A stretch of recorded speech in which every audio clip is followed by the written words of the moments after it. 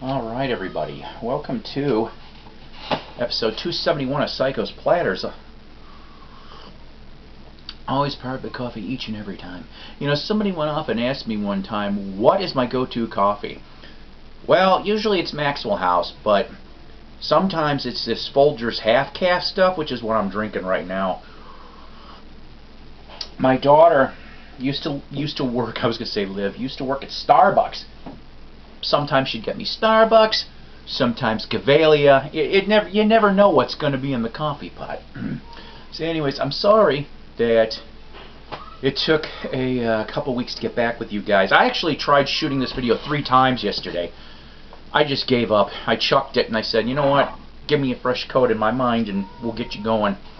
If anybody has caught the latest video that I have done, my most recent, on the review of the new Davy Jones Live in Japan 7A record triple LP set. If you're a Monkees fan or Davy Jones fan, or just like really cool music, I behoove you to go check out that review episode. Still available right now through 7A. I know I sound like a commercial, right? So this one here is going to be all LP finds and a little bit of VCLT. I'll mention the VCLT at the end. Okay, all of these albums I picked up ranging from $1 to $5. That's what I did. So, of course, research like always. Alright, so starting off with from 1966, Mae West, Way Out West. That's right. Here's the front, here's the back. This is on Tower Records. Nice minty mono tower. And also, I was lucky enough to get the photo insert that came with it too. You know, I gotta tell you, she was so cute. She was so cute. I liked her in the from her 30s movies, but you know, the thing is God. Okay, I know I'm gonna sound bad. This album, oh jeez. Like I said, made in '66.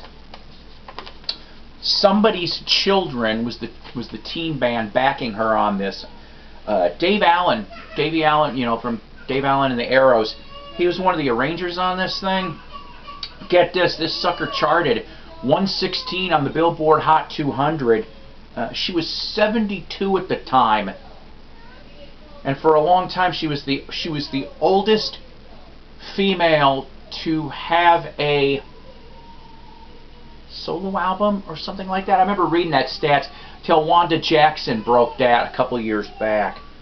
All this is covers. Oh boy. Go check out on YouTube Day Tripper and Shakin' All Over. Oh boy. But yeah, so Mae West, Way Out West. This next one, then actually the next 2 I picked up $5 a piece at a antique mall. You know what? Some pretty damn good deals too, I think. From November 1967, Seeds, A Full Spoon of Seedy Blues. Here's the front, here's the back. This is in stereo and really minty GNP crescendo, I'll tell you right now. Interesting takes on things. Sky wrote a bunch of stuff, but he also does Muddy Waters and there's a few other things. The only flaws to this is you have a teeny weeny cutout hole. Yeah, I said teeny weeny. And unfortunately a slight tear of the album cover. Other than that, really nice stuff. I'll tell you that right now. Most of the sessions on this were done between August and October of 1966 during the Web Full of Sound album that they were doing.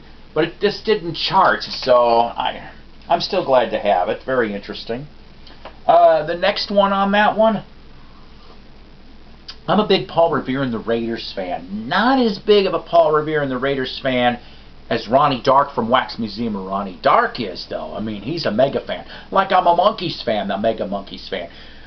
So it still was kind of neat. And in fact, it was Ronnie that brought this fact up to me a long time back about in 1967 in late 67, 3 of the members of the classic Raiders lineup, Phil Fang Volk, Drake Levin, and Mike Smitty Smith, all spun off and formed a band called Brotherhood. That's right.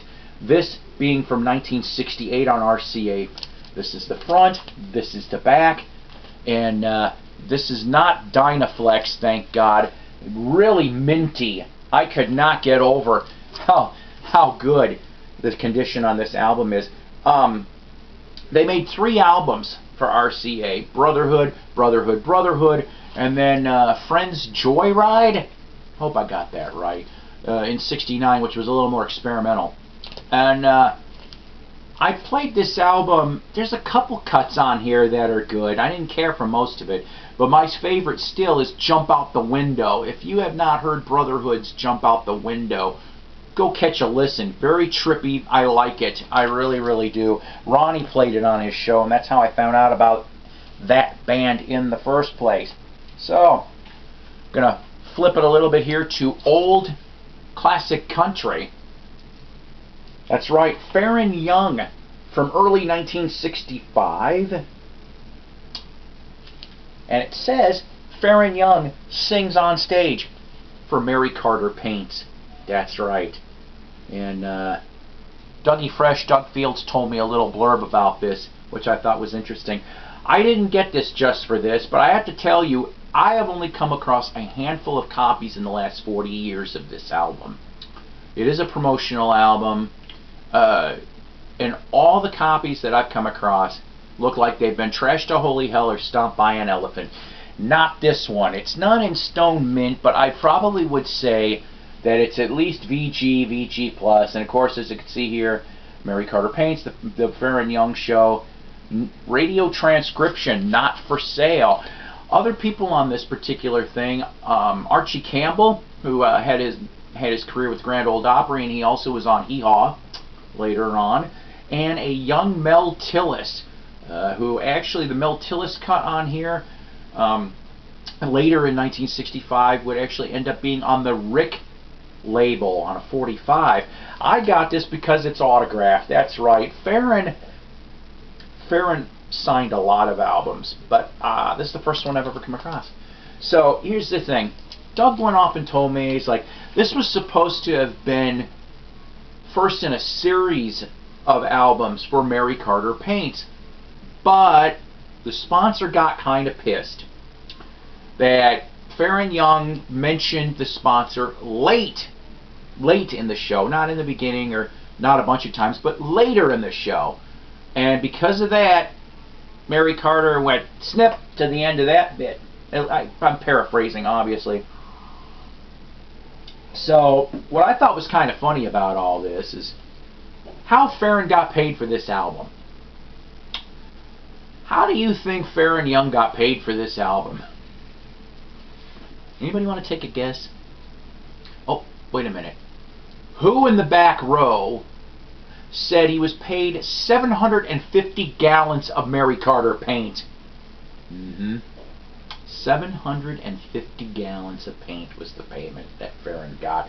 So the thing is he turns around and gives that 750 gallons of paint to the Sulphur Dell Speedway. Now, I'm not into racing a lot, okay? So I don't know where this Sulphur Dell Speedway was. It opened up 4 months later in 1965. And Farron's the one that gave all of that paint so the Speedway could get painted. Go figure. So, Farron Young for that. Another one off script here. I picked up, that one was $2. I picked this one up for $1 from 1970. The Jaggers. We went to different schools together, including in this album, The Rapper and I Call My Baby Candy. But why did I get it? Because it's autographed. It says, "Hey Arkansas, keep rockin', Kenny and Dave," from Donnie Iris. That's right. This band started out in Philly. This was their second album. And of course, good decade later, Donnie Iris would go from singing The Rapper to Aaliyah. I know, I never said I could sing, but I love that song too. And I think Love is a Rock Love is Like a Rock. I remember that one too. So to actually have this for $1 in the collection, pretty cool, I gotta tell you that. So this next one, I picked this up for, I don't know, $2.50. Now, when I was a kid, when I was a teenager, when I would go to Full Circle Records in Crystal Lake, Illinois, he was the only one that I knew that had this artist's albums. I never saw this dude's albums in any other record store. I'm not kidding you here. So why did it take 40 years for me to find my first Orion album? This is from 1980. It's Orion's Glory on Sun. This is the front. This is the back. Yeah, the good old Jimmy Ellis in that mask, right? So back then, of course, no surprise, there was always a colored vinyl phase. Yep, that's right, translucent gold. I like it though, nevertheless. I'm a sucker for colored vinyl stuff. But this album, Glory, from 1980, was all gospel tunes, alright? And I liked it. And I'm not going to lie to you, if you've never heard Orion, go check him out. There's a bunch of stuff on YouTube, okay? But if you had heard of Orion, like I bet you Ed from King's Court, Mean Mr. Mayo, I know those kind of people have gone off and have listened to Orion. I'm not kidding when I say that he is just very scarily close to Elvis Presley's voice at times. I'm just like, wow, what the heck? Blessing or a curse for Jimmy Ellis? I don't know. Point is, after this particular album, he cut 2 more albums for Sun in 81. In 89, he would do another album on a small label, not do anything again until 97, made 2 albums. One of them was with the Jordanaires, of all people. It was a holiday album. And then, unfortunately, tragically, he was shot and killed in a pawn shop in Alabama that he worked at in December of 98. So, Orion, guys. I would love to find a signed Orion. I know that he used to do meet and greets a lot from after his shows. So, this next one, as you know, I love old school music. But I never came across this until a couple weeks ago. I did not know that this existed. From late 1970, the Johnny Otis Show, live at Monterey on Epic Records. That's right. And I didn't know until yesterday when I was getting ready to do this video that somebody stuck a sticker for demonstration use only, not for sale. This, of course, is on a beautiful yellow Epic. This is Stone Mint, both albums here. Let me read the lineup to you, if I may. So, Johnny Otis Show, live at Monterey, the historic rhythm and blues extravaganza that rocked the 1970 Monterey Jazz Festival. Not only do you have Johnny Otis, you got Shuggy Otis, you got Pee Wee Creighton, Big Joe Turner, yeah, Mr. Shake, Rattle, and Roll himself. You've got Eddie Cleanhead Vinson, Margie Evans, Roy Milton, Ivory Joe Hunter, Mighty Mouth Evans, the Mighty Flea, Roy Brown, and Little Esther Phillips. That's right. This comes in a gatefold, which tells a lot about the artist. This is the back cover. I cannot wait to listen to this. This sounds fun. I will tell you that right now. So, Johnny Otis, 1970. This next one I picked up at Vintage Stock, $1.99. Every time I've come across this album, once again, Trash to Holy Hell or Stomped by an Elephant. Not this time. And I can't believe they let it go for $1.99. Blood Rock 2, that's right. And you know, I cannot remember. I want to say it was Oddbox Topper, I think, that found a copy of this recently. I think it was him. I get confused with a lot of the YouTube videos I watch. But here's the front. Here's the back. This is the album, of course, that had DOA. This is an original on green Bullseye Capital, that's right. DOA was a very controversial song, of course. A lot of the radio stations wouldn't play it. But guess what? It still went in the top 40. It got to number 36 on Billboard. Produced by Terry Knight, of course, who also at that time was Grand Funk's manager. This band came out of Fort Worth, Texas. And basically DOA was loosely related from a witnessing story from Lee Pickens, who wanted to be a pilot. He thought at age 17, saw his buddy go up into the air about 200 feet, rolled, crashed, but he lived. So he took that story and turned it around a little bit. It ended up, like I said, being the big hit that it is. And I think I'm only missing Blood Rock 3. That's the only one I am now looking for out of the Blood Rock stuff. Alright, so these next two, pretty slickery, I got to admit here, okay? Flea market finds $5. They were more than that, but the funny part about it is that at this booth, the lady forgot a sign. I got them for 50% off, which took them to $5. Doug Fields, I'll call him up. He likes this next record. He kind of had record wanderlust on this one. He's like, hey, you ever want to trade? We'll see. I want to listen to this first. From July 1966, Los Bravos, Black is Black on Press. It is, I wish I could tell you this was a white label promo. It is not. This was a labeled promo and stamped promotion copy, not for sale. This is a mono. Beautiful, nice, near minty shape for this album. I am very surprised.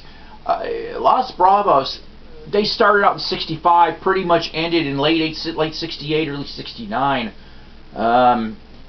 This was their, well, this Black is Black was the big hit, honestly. They ended up cutting another record for Parrot in '68. In '69, they changed lead singers. Tony Anderson, who was John Anderson from Yes's brother, took over vocal duties for the final album in '69. I think it was on CBS. It only came out in Spain and Mexico. And then that was the end of the band till the mid-'70s, and then they've been reuniting on and off. Several of the guys, unfortunately, have passed away. I can't wait to listen to this. I'm kind of curious about Los Bravos. Oh yeah, by the way, the album made it to number 93. Black is Black made it to number 4 on the singles charts. This next album was my favorite out of those two. I could not get over how good this was. I know you're like, get on with it, Psycho. From July 1966, the Everly Brothers, two Yanks in England on Warner Brothers. Here's the front, here's the back, and it's in mono and it's a white label promo. Oh yes, it's not minty. There is a couple feather-like scratches, but it plays all the way through. Side 2 needs a little cleaning though. So here's the goofball story if you've never heard about this particular album. Everly Brothers, in essence, pretty much, I want to say by like 62, 63, were done with their hit-making years, unfortunately. But they still were contracted to Warner, and they kept trying to do different things. Now, I think it was the manager or the producer or something came up with the suggestion, hey, go record in England. So they did. Well, surprise, surprise, it turned out that the backing band for this entire album was none other than the 1966 lineup of the Hollies. That's right.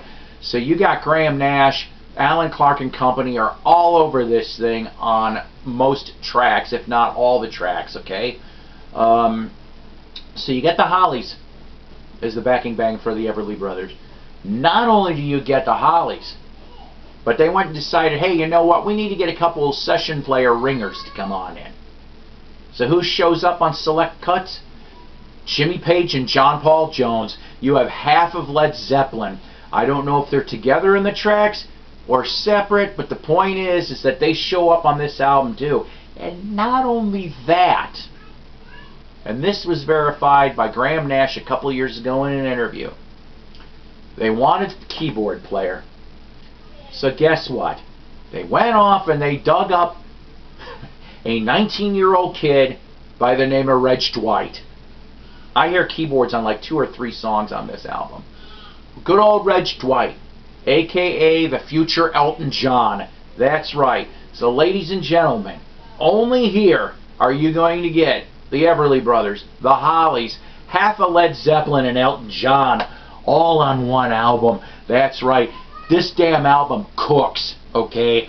I do not know why this thing wasn't a hit.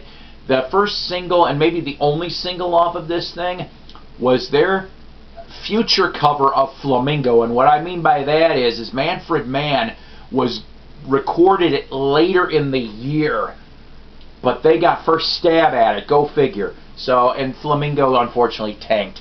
Everly Brothers, 2 Yanks in England. So, I got one more unexpected. This is the VCLT. I'm saving the 45s that he gave me for the 45 episode I'm going to do soon. Tonight, though, when we went and had coffee, Doug Fields knows that I'm trying to experiment in jazz. You know, listening to some jazz and stuff. I like Stan Getz. I've liked him. I have, who the heck was the other one? I do have some Miles Davis and Thelonious Monk that I am got on play to listen to. So he went off and gave me Antonio Carlos Yohim. I hope I'm pronouncing this right. Wave on A&M. That's right. Gatefold. Produced by Creed Taylor for CTI. It was arranged and on a very nice brown label A&M. I actually he said to me that I need to just be in a nice quiet atmosphere when I listen to this, and that's what I'm going to try to do this weekend, honestly. So Antonio Yohib, I hope I'm pronouncing that right. Alright guys, a lot of subscribers. I am so backed up on this, I am so sorry. Tim Red, For the Record, Kevin Vinyl Collector with a K, William Ritter, Mr. Ticolate 310, Mike Manning, Dan's Vinyl Channel, Miss Lady Soul, Brandon Shores, Kyle Swagger, James Griffiths, Lobo Lone Wolf, Paris Black One, and Cynthia Griffith. If I've missed anybody, I apologize. I went from memory.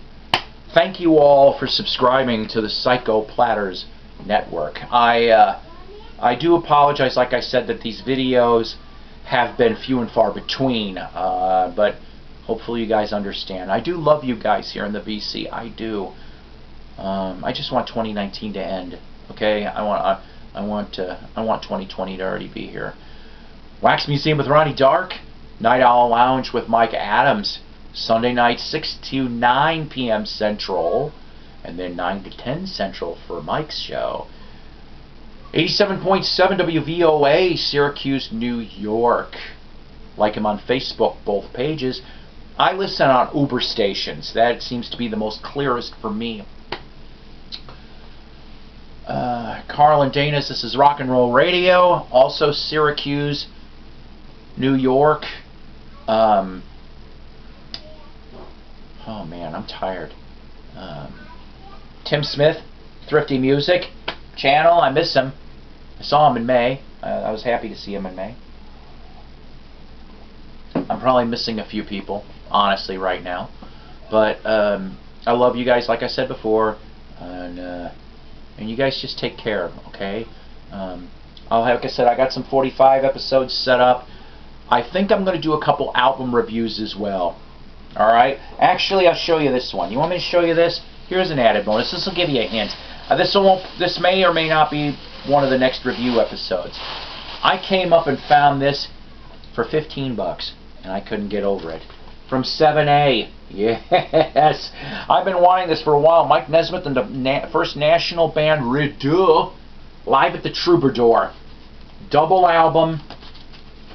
double album from 7A, and no custom labels this time, but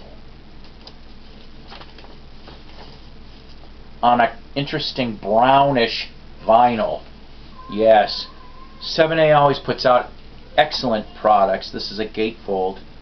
When I do the review episode, I'll be going more into detail and depth on all of this. Alright? So once again, I thank you for your love and patience with this channel. Like and sub, please, if you haven't already. I finally hit 600 subs again. I thank everybody that has subscribed here, and I'm hoping, like I said, for a better future for all of us. Okay? Take care. God bless. Rock on. I'll see you on the flip side.